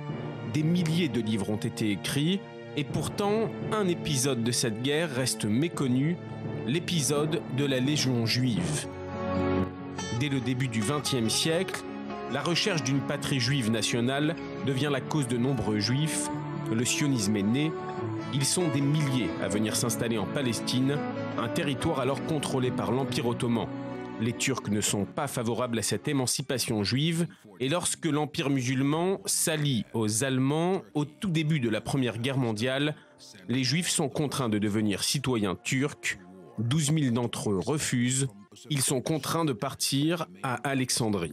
C'est ici, en Égypte, que deux figures éminentes du sionisme se rencontrent, Joseph Trumpeldor et Vladimir Jabotinsky. Ils approchent le commandant militaire britannique de la région. Ils veulent former une légion juive. L'objectif est simple, combattre les forces ottomanes en Palestine et obtenir à l'issue de la guerre une indépendance juive. Les Anglais sont d'abord méfiants, car eux aussi ont des vues sur la Palestine. Les sionistes n'intégreront donc pas l'armée britannique. On leur propose en revanche de former le corps des muletiers. Pour les partisans de la création d'une légion juive, cette offre est presque un affront. Jabotinsky est réticent, mais Trumpeldor accepte. Le corps des muletiers de Sion est créé. Nous sommes en mars 1915. Le général John Patterson est à la tête d'un demi-millier d'hommes juifs. Trumpeldor est l'assistant du général. Leur tâche, aider au transport du matériel britannique. Très vite, ces hommes sont envoyés à Gallipoli, une péninsule stratégique. Les Britanniques la veulent pour renforcer les liens avec les Russes. La participation des muletiers est essentielle dès le début de la campagne. Il faut déplacer une myriade de fournitures des plages aux lignes de front. Les soldats juifs subissent des pertes importantes, dans une proportion qui n'est pas inférieure à celle des autres bataillons, mais les Britanniques et leurs alliés finiront par perdre la bataille. La Légion juive achève sa mission avec honneur et courage. Plusieurs décorations lui seront décernées. Pour la cause sioniste, cette participation militaire est essentielle. La Légion juive a persuadé l'Angleterre et les autres grandes puissances de l'époque que le sionisme est une force politique avec laquelle il faut désormais compter, comme Jabotinsky en avait eu l'intuition dès l'entrée en guerre de l'Empire ottoman. Le peuple juif a prouvé dans les dernières années de la guerre qu'il est un peuple pionnier de qualité, l'un des meilleurs peuples pionniers du monde moderne. Bien avant que le nom de Tsahal ne devienne synonyme de courage et d'exploit militaire, des soldats juifs se sont battus pour la première fois depuis l'Antiquité sous un drapeau hébraïque. Voilà, faut-il y voir justement effectivement les premiers pas de l'État d'Israël en tant qu'armée. On est en ligne avec l'historien Alain Michel, bonsoir. Est-ce que justement c'est un élément fondateur que cette légion juive dans justement l'État d'Israël à venir quelques années après ? Alors, il y a deux plans, je pense. Sur le plan militaire, l'événement fondateur a été ce qu'on appelle les Shomrim, c'est-à-dire les gardiens, le corps des gardiens des implantations qui s'étaient créées dès le milieu des années 1900. Par contre, sur le plan à la fois diplomatique et à la fois de l'image, non seulement ce corps des muletiers dont vous avez parlé, mais également, et c'est encore plus important, les 3 bataillons juifs qui vont être formés, l'un en Angleterre, l'autre aux États-Unis, et finalement le 3e recruté en 1918, lorsque les Anglais seront déjà présents en Palestine turque, eh bien, ça va être une participation de quelques 5000 juifs au total à la guerre, et ça va montrer qu'effectivement il y a une véritable présence juive, et une présence juive qui est officielle et qui est reconnue, donc c'est très important. On voit qu'il y a une méfiance, on l'a dit dans le sujet, de l'armée britannique, parce qu'évidemment, peut-être que les Britanniques sentent que cela va encourager le nationalisme juif dans cette région. Oui, je pense qu'en général, les Britanniques étaient très méfiants par rapport à intégrer des groupes étrangers de telle ou telle nationalité telle qu'elle. Donc c'est pas, je pense, une méfiance que particulièrement vis-à-vis des Juifs, et on voit bien ça puisque finalement l'exemple de Trumpeldor et de ses muletiers va permettre à Jabotinsky donc de persuader finalement en 1916, début 1917 en Angleterre, le gouvernement anglais de former des groupes juifs, puis des groupes de soldats palestiniens, enfin juifs palestiniens comme on dit à l'époque, et donc là il y a quelque chose de très important. Qu'est-ce qui a poussé tous ces hommes justement à s'engager dans un conflit où finalement leur présence n'était pas indispensable à ce moment-là? Alors ça dépend de qui. C'est-à-dire que ceux qui sont à Alexandrie, qui sont donc des Juifs qui ont été chassés par les Turcs, alors eux, il y en a une partie en tout cas qui ont envie d'en découdre pour justement revenir et reconquérir leur place sur la terre d'Israël.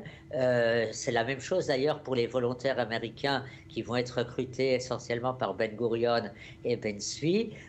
En Angleterre, par contre, c'est en réalité la loi qui va forcer la main des sujets de l'Empire russe, parce que les sujets de l'Empire russe vont être obligés de s'engager à partir d'un certain moment dans l'armée britannique, et donc un certain nombre de Juifs vont préférer se mettre dans un groupe, dans un bataillon où on parle hébreu, où on est entre juifs, plutôt que de se noyer à l'intérieur de l'armée britannique. Quels sont les effets justement de cette Légion juive juste après la fin de la Première Guerre mondiale? Ça va avoir un impact sur l'embryon d'État juif qui va se créer ensuite? Alors, au départ, il y a un impact, puisque l'idée est de prolonger cette Légion juive pour que finalement, ça soit elle qui soit un peu la base de la sécurité de l'ensemble de ce territoire et qui aide l'armée britannique pour cela. Mais très rapidement, quand les politiques vont s'en mêler, vont relayer les militaires sur le terrain, les politiques, bien sûr, vont dire mais on ne peut pas mettre que des juifs, il faut aussi mettre des arabes. Et bien sûr, du côté arabe, pour d'autres raisons, il y a beaucoup de réticence à faire la police pour les Britanniques. Et donc, finalement, ce qui va se passer, c'est que en 1920, notamment à partir de 1920 et 1921, lorsqu'il y aura des émeutes arabes et que les autorités britanniques vont reprocher aux anciens combattants juifs d'avoir défendu finalement le Yishuv, d'avoir essayé de défendre leurs frères juifs, eh bien, on va tout dissoudre et c'est là que la Haganah va être créé. C'est-à-dire que ce que vont comprendre les sionistes, c'est que pour l'instant, on ne peut pas faire une armée officielle et il faut que tout soit clandestin. Donc ça a une influence directe sur la décision de créer cette armée clandestine qui redeviendra officielle après le 14 mai 48, lorsque donc elle va devenir Tsahal. Merci beaucoup Alain Michel, donc historien, pour ces précisions autour de cet épisode méconnu de la Première Guerre mondiale, la présence donc de cette légion juive au sein de l'armée britannique pour combattre donc les alliés de l'Allemagne et notamment les Turcs au sein de l'Empire ottoman. On parle maintenant de l'environnement à quelques jours évidemment de ce sommet de chefs d'État très attendu à Paris, la fameuse COP 21, des préoccupations qui touchent beaucoup de pays. C'est le cas aujourd'hui à Tel Aviv avec un forum sur les énergies renouvelables qui a permis de présenter des véhicules capables de rouler grâce à d'autres carburants. C'est un reportage de Daniel Roth avec Daniel Atlan. Voitures de course électriques, scooters solaires ou encore véhicules intelligents. Le monde de demain se met en scène à Tel Aviv. Un monde sans pollution, silencieux et affranchi de la dépendance au pétrole. Start-up, ingénieurs, hommes politiques ou encore investisseurs, les acteurs les plus innovants sur la scène énergétique mondiale se sont donné rendez-vous durant 2 jours, avec un objectif, présenter au monde les énergies renouvelables de demain. Je pense que le futur des énergies alternatives et du transport intelligent réside dans des moyens de transport plus propres, plus collectifs et plus variés. Le but de ce salon est de rassembler des experts issus des 4 coins du monde et de disciplines différentes autour d'une même question. Comment pouvons-nous nous passer du pétrole ? Initié par le gouvernement israélien, ce salon s'inscrit dans une volonté des autorités de réduire de 60% la consommation de pétrole dans les transports d'ici 2025. Notre gouvernement s'est fixé comme objectif de réduire la pollution en Israël ainsi que l'émission de gaz à effet de serre. Ce sont des objectifs difficiles à réaliser, mais nous allons réussir notre pari grâce aux innovations technologiques. Nous ne pouvons pas compter sur un changement de comportement de la population pour atteindre nos objectifs. C'est de la technologie dont nous avons besoin. Et si Israël mise sur la technologie, la France, elle, parie sur un changement des mentalités des consommateurs en mettant en avant les avantages pratiques des véhicules écologiques. Aujourd'hui, ce qu'il faut pour qu'on contribue à une diffusion massive du véhicule électrique, c'est pas uniquement le considérer comme une technologie verte, mais c'est aussi comme considérer l'aspect plaisir. Et aujourd'hui, discuter avec des conducteurs de véhicules électriques qui sont ravis, c'est le plus haut autosatisfaction de notre gamme à nous, Renault. Et puis aussi le côté pratique. Clairement, le véhicule électrique doit être plus simple, doit rendre leur vie plus simple aux gens parce qu'ils ont du parking gratuit ou à des endroits privilégiés, parce qu'ils peuvent utiliser les couloirs de bus pour éviter les embouteillages. Ici, les arguments en faveur des véhicules propres semblent avoir déjà convaincu, mais si sur le papier, le transport sans carbone a tout bon, les obstacles à sa démocratisation restent nombreux, le principal frein étant un coût trop élevé. La marge de progression reste donc très importante. Le véhicule électrique ne représente aujourd'hui que 0,5% du parc automobile européen. Et pour être l'un des symboles de cette COP21 à Paris, eh bien c'est un projet franco-israélien, un arbre solaire connecté qui a été choisi. Il sera exposé à Paris. Reportage Benjamin Le Suef. Voilà à quoi pourraient ressembler dans l'avenir les arbres des villes. Le e-tree est l'arbre généreux. Un objet de mobilier urbain connecté et autonome, alimenté à l'énergie solaire, c'est une véritable petite oasis moderne pour tous les promeneurs. Cette énergie donc est fabriquée grâce à la luminosité, pas que au soleil d'ailleurs, parce que quand il n'y a pas de soleil, ça produit.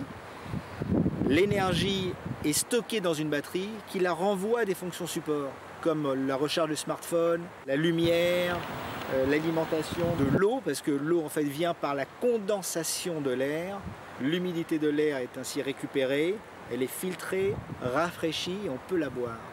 L'arbre offre aussi une connexion Wi-Fi gratuite. Présenté à la fin de l'été sur les berges de Seine, le projet de Michael Larcy et Bernard Bitan n'en est qu'au début. Un prototype est déjà exploité dans le parc Ramat HaNadiv, entre Haïfa et Tel Aviv. Tout le monde trouve que c'est fantastique, sur papier. Ensuite, tout le monde veut le voir.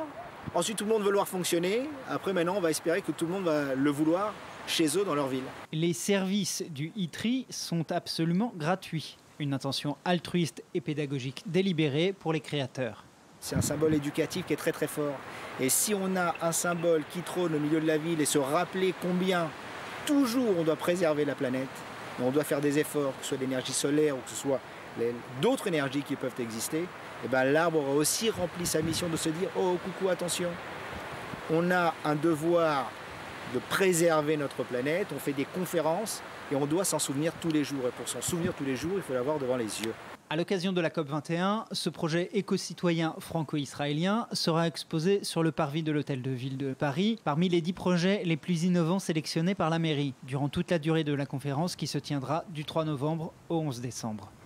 Polémique en France au Parlement parce qu'il est question de modifier l'une des lois les plus controversées, la fameuse loi Evin qui restreint très fortement la publicité sur l'alcool. Léa Berdugo.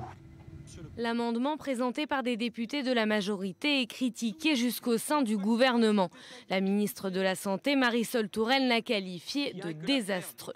Cet assouplissement de la loi Evin a été maintenu ce lundi en commission parlementaire. Il s'agit de distinguer publicité et information sur le vin.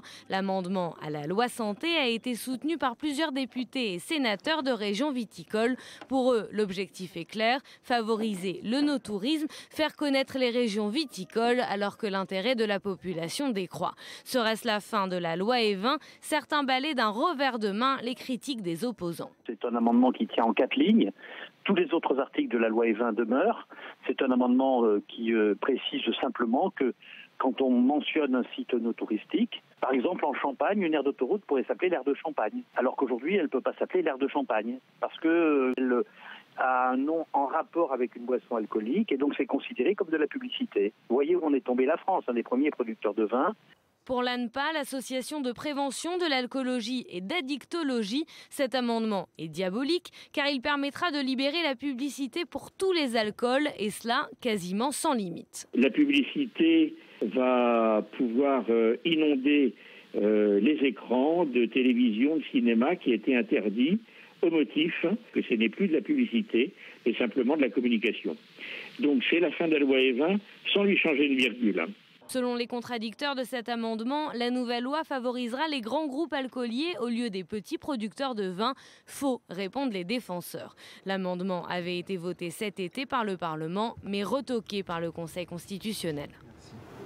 Voilà, dans un instant, vous avez rendez-vous avec un nouveau point complet sur l'actualité. Journal présenté par David Klezewski. On reviendra évidemment sur cette information qui fait état de frappes israéliennes sur la région de Damas ce soir. Bonne soirée.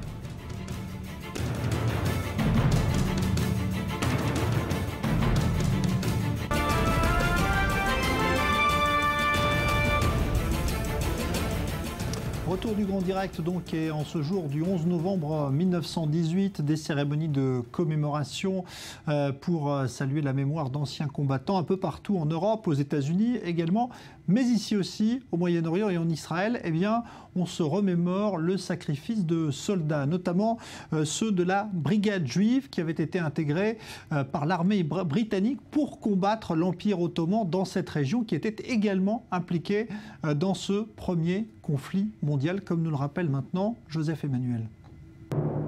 Il y a 100 ans, le monde est en pleine guerre mondiale, une période qui fascine toujours, amateurs comme historiens.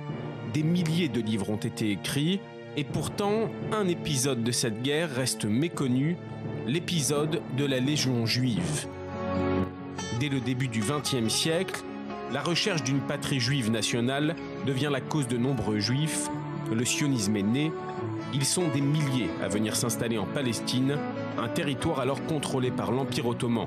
Les Turcs ne sont pas favorables à cette émancipation juive, et lorsque l'Empire musulman s'allie aux Allemands au tout début de la Première Guerre mondiale, les Juifs sont contraints de devenir citoyens turcs.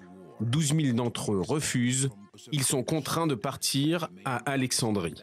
C'est ici, en Égypte, que deux figures éminentes du sionisme se rencontrent, Joseph Trumpeldor et Vladimir Jabotinsky. Ils approchent le commandant militaire britannique de la région. Ils veulent former une légion juive. L'objectif est simple, combattre les forces ottomanes en Palestine et obtenir à l'issue de la guerre une indépendance juive. Les Anglais sont d'abord méfiants, car eux aussi ont des vues sur la Palestine. Les sionistes n'intégreront donc pas l'armée britannique. On leur propose en revanche de former le corps des muletiers. Pour les partisans de la création d'une légion juive, cette offre est presque un affront. Jabotinsky est réticent, mais Trumpeldor accepte. Le corps des muletiers de Sion est créé. Nous sommes en mars 1915. Le général John Patterson est à la tête d'un demi-millier d'hommes juifs. Trumpeldor est l'assistant du général. Leur tâche, aider au transport du matériel britannique. Très vite, ces hommes sont envoyés à Gallipoli, une péninsule stratégique. Les Britanniques la veulent pour renforcer les liens avec les Russes. La participation des muletiers est essentielle dès le début de la campagne. Il faut déplacer une myriade de fournitures des plages aux lignes de front. Les soldats juifs subissent des pertes importantes, dans une proportion qui n'est pas inférieure à celle des autres bataillons, mais les Britanniques et leurs alliés finiront par perdre la bataille. La Légion juive achève sa mission avec honneur et courage. Plusieurs décorations lui seront décernées. Pour la cause sioniste, cette participation militaire est essentielle. La Légion juive a persuadé l'Angleterre et les autres grandes puissances de l'époque que le sionisme est une force politique avec laquelle il faut désormais compter, comme Jabotinsky en avait eu l'intuition dès l'entrée en guerre de l'Empire ottoman. Le peuple juif a prouvé dans les dernières années de la guerre qu'il est un peuple pionnier de qualité, l'un des meilleurs peuples pionniers du monde moderne. Bien avant que le nom de Tsahal ne devienne synonyme de courage et d'exploit militaire, des soldats juifs se sont battus pour la première fois depuis l'Antiquité sous un drapeau hébraïque.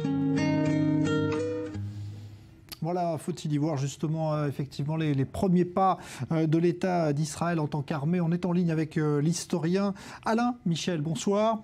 Est-ce que justement c'est un élément fondateur que cette légion juive dans justement l'État d'Israël à venir quelques années après ? Alors, il y a deux plans, je pense. Sur le plan militaire, l'événement fondateur a été ce qu'on appelle les Shomrim, c'est-à-dire les gardiens, le corps des gardiens des implantations qui s'étaient créées dès le milieu des années 1900. Par contre, sur le plan à la fois diplomatique et à la fois de l'image, non seulement ce corps des muletiers dont vous avez parlé, mais également, et c'est encore plus important, les 3 bataillons juifs qui vont être formés, l'un en Angleterre, l'autre aux États-Unis, et finalement le 3e recruté en 1918, lorsque les Anglais seront déjà présents en Palestine turque, eh bien, ça va être une participation de quelques 5000 juifs au total à la guerre, et ça va montrer qu'effectivement il y a une véritable présence juive, et une présence juive qui est officielle et qui est reconnue, donc c'est très important. On voit qu'il y a une méfiance, on l'a dit dans le sujet, de l'armée britannique, parce qu'évidemment, peut-être que les Britanniques sentent que cela va encourager le nationalisme juif dans cette région. Oui, je pense que en général, les Britanniques étaient très méfiants par rapport à intégrer des groupes étrangers de telle ou telle nationalité telle qu'elle. Donc c'est pas, je pense, une méfiance que particulièrement vis-à-vis des Juifs. Et on voit bien ça puisque finalement l'exemple de Trumpeldor et de ses muletiers va permettre à Jabotinsky donc de persuader finalement en 1916, début 1917 en Angleterre, le gouvernement anglais de former des groupes juifs, puis des groupes de soldats palestiniens, enfin juifs palestiniens comme on dit à l'époque. Et donc là, il y a quelque chose de très important. Qu'est-ce qui a poussé tous ces hommes justement à s'engager dans un conflit où finalement leur présence n'était pas indispensable à ce moment-là?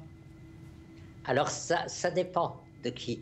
C'est-à-dire que ceux qui sont à Alexandrie, qui sont donc des Juifs qui ont été chassés par les Turcs, alors eux, il y en a une partie en tout cas qui ont envie d'en découdre pour justement revenir et reconquérir leur place sur la terre d'Israël. C'est la même chose d'ailleurs pour les volontaires américains qui vont être recrutés essentiellement par Ben Gurion et Ben Tzvi. En Angleterre, par contre, c'est en réalité la loi qui va forcer la main des sujets de l'Empire russe parce que les sujets de l'Empire russe vont être obligés de s'engager à partir d'un certain moment dans l'armée britannique. Et donc, un certain nombre de Juifs vont préférer se mettre dans un groupe, dans un bataillon où on parle hébreu, où on est entre Juifs, plutôt que de se noyer à l'intérieur de l'armée britannique. Quels sont les effets justement de cette Légion juive juste après la fin de la Première Guerre mondiale? Ça va avoir un impact sur l'embryon d'État juif qui va se créer ensuite? Alors, au départ, il y a un impact, puisque l'idée est de prolonger cette Légion juive pour que finalement, ça soit elle qui soit un peu la base de la sécurité de l'ensemble de ce territoire et qui aide l'armée britannique pour cela. Mais très rapidement, quand les politiques vont s'en mêler, vont relayer les militaires sur le terrain, les politiques, bien sûr, vont dire mais on ne peut pas mettre que des Juifs, il faut aussi mettre des Arabes. Et bien sûr, du côté arabe, pour d'autres raisons, il y a beaucoup de réticence à faire la police pour les Britanniques. Et donc, finalement, ce qui va se passer, c'est que en 1920, notamment à partir de 1920 et 1921, lorsqu'il y aura des émeutes arabes et que les autorités britanniques vont reprocher aux anciens combattants juifs d'avoir défendu finalement le Yishuv, d'avoir essayé de défendre leurs frères juifs, eh bien, on va tout dissoudre et c'est là que la Haganah va être créé. C'est-à-dire que ce que vont comprendre les sionistes, c'est que pour l'instant, on ne peut pas faire une armée officielle et il faut que tout soit clandestin. Donc ça a une influence directe sur la décision de créer cette armée clandestine qui redeviendra officielle après le 14 mai 48, lorsque donc elle va devenir Tsahal. Merci beaucoup Alain Michel, donc historien, pour ces précisions autour de cet épisode méconnu de la Première Guerre mondiale, la présence donc de cette légion juive au sein de l'armée britannique pour combattre donc les alliés de l'Allemagne et notamment les Turcs au sein de l'Empire ottoman. On parle maintenant de l'environnement à quelques jours évidemment de ce sommet de chefs d'État très attendu à Paris, la fameuse COP 21, des préoccupations qui touchent beaucoup de pays. C'est le cas aujourd'hui à Tel Aviv avec un forum sur les énergies renouvelables qui a permis de présenter des véhicules capables de rouler grâce à d'autres carburants. C'est un reportage de Daniel Roth avec Daniel Atlan. Voitures de course électriques, scooters solaires ou encore véhicules intelligents. Le monde de demain se met en scène à Tel Aviv. Un monde sans pollution, silencieux et affranchi de la dépendance au pétrole. Start-up, ingénieurs, hommes politiques ou encore investisseurs, les acteurs les plus innovants sur la scène énergétique mondiale se sont donné rendez-vous durant 2 jours avec un objectif, présenter au monde les énergies renouvelables de demain. Je pense que le futur des énergies alternatives et du transport intelligent réside dans des moyens de transport plus propres, plus collectifs et plus variés. Le but de ce salon est de rassembler des experts issus des 4 coins du monde et de disciplines différentes autour d'une même question. Comment pouvons-nous nous passer du pétrole? Initié par le gouvernement israélien, ce salon s'inscrit dans une volonté des autorités de réduire de 60% la consommation de pétrole dans les transports d'ici 2025. Notre gouvernement s'est fixé comme objectif de réduire la pollution en Israël ainsi que l'émission de gaz à effet de serre. Ce sont des objectifs difficiles à réaliser, mais nous allons réussir notre pari grâce aux innovations technologiques. Nous ne pouvons pas compter sur un changement de comportement de la population pour atteindre nos objectifs. C'est de la technologie dont nous avons besoin. Et si Israël mise sur la technologie, la France, elle, parie sur un changement des mentalités des consommateurs en mettant en avant les avantages pratiques des véhicules écologiques. Aujourd'hui, ce qu'il faut pour qu'on contribue à une diffusion massive du véhicule électrique, c'est pas uniquement le considérer comme une technologie verte, mais c'est aussi comme considérer l'aspect plaisir. Et aujourd'hui, discuter avec des conducteurs de véhicules électriques qui sont ravis, c'est le plus autosatisfaction de notre gamme à nous, Renault. Et puis aussi le côté pratique. Clairement, le véhicule électrique doit être plus simple, doit rendre leur vie plus simple aux gens parce qu'ils ont du parking gratuit ou à des endroits privilégiés, parce qu'ils peuvent utiliser les couloirs de bus pour éviter les embouteillages. Ici, les arguments en faveur des véhicules propres semblent avoir déjà convaincu, mais si sur le papier, le transport sans carbone a tout bon, les obstacles à sa démocratisation restent nombreux, le principal frein étant un coût trop élevé. La marge de progression reste donc très importante. Le véhicule électrique ne représente aujourd'hui que 0,5% du parc automobile européen. Et pour être l'un des symboles de cette COP21 à Paris, eh bien c'est un projet franco-israélien, un arbre solaire connecté qui a été choisi. Il sera exposé à Paris. Reportage Benjamin Le Suef. Voilà à quoi pourraient ressembler dans l'avenir les arbres des villes. Le ITRI est l'arbre généreux. Un objet de mobilier urbain connecté et autonome, alimenté à l'énergie solaire, c'est une véritable petite oasis moderne pour tous les promeneurs. Cette énergie donc est fabriquée grâce à la luminosité, pas que au soleil d'ailleurs, parce que quand il n'y a pas de soleil, ça produit. L'énergie est stockée dans une batterie qui la renvoie à des fonctions support, comme la recharge du smartphone, la lumière, l'alimentation de l'eau, parce que l'eau en fait vient par la condensation de l'air. L'humidité de l'air est ainsi récupérée, elle est filtrée, rafraîchie et on peut la boire. L'arbre offre aussi une connexion Wi-Fi gratuite. Présenté à la fin de l'été sur les berges de Seine, le projet de Michael Larcy et Bernard Bitan n'en est qu'au début. Un prototype est déjà exploité dans le parc Ramat Nadiv, entre Haïfa et Tel Aviv. Tout le monde trouve que c'est fantastique, sur papier. Ensuite, tout le monde veut le voir. Ensuite, tout le monde veut le voir fonctionner. Après, maintenant, on va espérer que tout le monde va le vouloir chez eux, dans leur ville. Les services du ITRI sont absolument gratuits. Une intention altruiste et pédagogique délibérée pour les créateurs. C'est un symbole éducatif qui est très très fort. Et si on a un symbole qui trône au milieu de la ville et se rappeler combien toujours on doit préserver la planète, et on doit faire des efforts, que ce soit l'énergie solaire ou que ce soit d'autres énergies qui peuvent exister, et ben l'arbre aura aussi rempli sa mission de se dire « Oh, coucou, attention, on a un devoir de préserver notre planète, on fait des conférences et on doit s'en souvenir tous les jours. Et pour s'en souvenir tous les jours, il faut l'avoir devant les yeux. » À l'occasion de la COP21, ce projet éco-citoyen franco-israélien sera exposé sur le parvis de l'Hôtel de Ville de Paris, parmi les 10 projets les plus innovants sélectionnés par la mairie, durant toute la durée de la conférence qui se tiendra du 3 novembre au 11 décembre. Polémique en France au Parlement parce qu'il est question de modifier l'une des lois les plus controversées, la fameuse loi Evin qui restreint très fortement la publicité sur l'alcool. Léa Berdugo. L'amendement présenté par des députés de la majorité est critiqué jusqu'au sein du gouvernement. La ministre de la Santé, Marisol Touraine, l'a qualifié de désastreux. Cet assouplissement de la loi Evin a été maintenu ce lundi en commission parlementaire.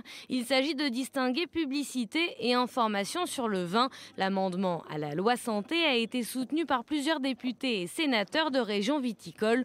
Pour eux, l'objectif est clair, favoriser le no-tourisme, faire connaître les régions viticoles viticole alors que l'intérêt de la population décroît. Serait-ce la fin de la loi E20? Certains balaient d'un revers de main les critiques des opposants. C'est un amendement qui tient en 4 lignes. Tous les autres articles de la loi E20 demeurent. C'est un amendement qui précise simplement que quand on mentionne un site no touristique, par exemple en Champagne, une aire d'autoroute pourrait s'appeler l'aire de Champagne, alors qu'aujourd'hui elle ne peut pas s'appeler l'aire de Champagne, parce qu'elle a un nom en rapport avec une boisson alcoolique, et donc c'est considéré comme de la publicité. Vous voyez où on est tombé, la France, un des premiers producteurs de vin. Pour l'ANPA, l'association de prévention de l'alcoolologie et d'addictologie, cet amendement est diabolique car il permettra de libérer la publicité pour tous les alcools et cela quasiment sans limite. La publicité va pouvoir inonder les écrans de télévision, de cinéma qui étaient interdits au motif que ce n'est plus de la publicité mais simplement de la communication. Donc c'est la fin de la loi E20 sans lui changer une virgule. Selon les contradicteurs de cet amendement, la nouvelle loi favorisera les grands groupes alcooliers au lieu des petits producteurs de vin. Faux, répondent les défenseurs. L'amendement avait été voté cet été par le Parlement, mais retoqué par le Conseil constitutionnel. Voilà, dans un instant, vous avez rendez-vous avec un nouveau point complet sur l'actualité. Journal présenté par David Klezewski. On reviendra évidemment sur cette information qui fait état de frappes israéliennes sur la région de Damas ce soir. Bonne soirée.